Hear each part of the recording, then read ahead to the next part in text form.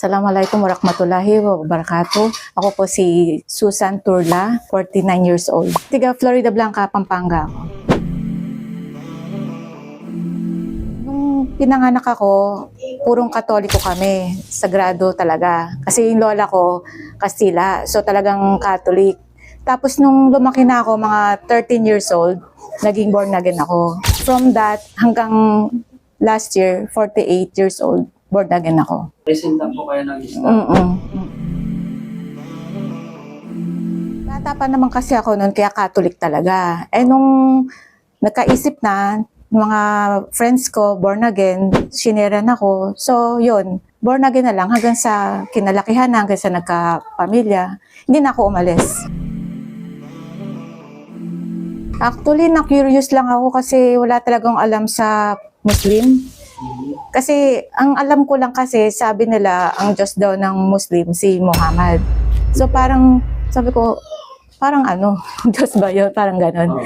So yun, nung sineran ako, doon ko natutunan na hindi, na si Allah talaga ang totoong Diyos. Gawin ng pagpipray, Okay. tapos yung lifestyle, parang di ba yung babae nakabalot sa Muslim, tapos yung sa kinakain, syempre bawal yung baboy, ganon. Syempre hindi, hanggang ngayon hindi. Oo. Hindi nila tanggap. Challenges Ah, nag-Muslim kayo, anong sinabi nila? Hindi na raw pwede doon sa bahay namin. Okay. Yun. Tsaka ano, talagang bakit?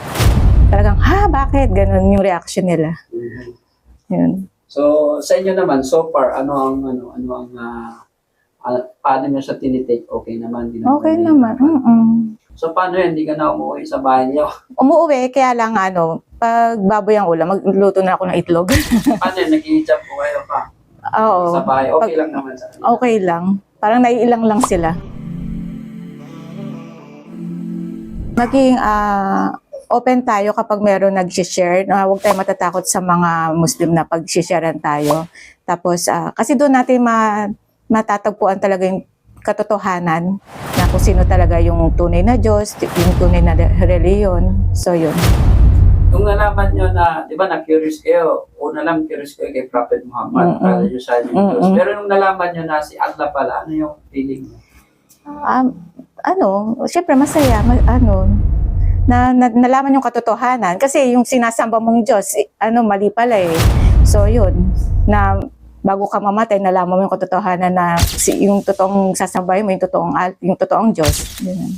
Okay. Kasi marami ring mga sisters na katulad ninyo na lahat ng mga family nila ay full-fledged. So, anong ma-advise nyo sa mga sister na katulad nyo din? Maging matatag. Yun. Sige sis, yun lang. Assalamualaikum sa inyo. Waalaikumsalam.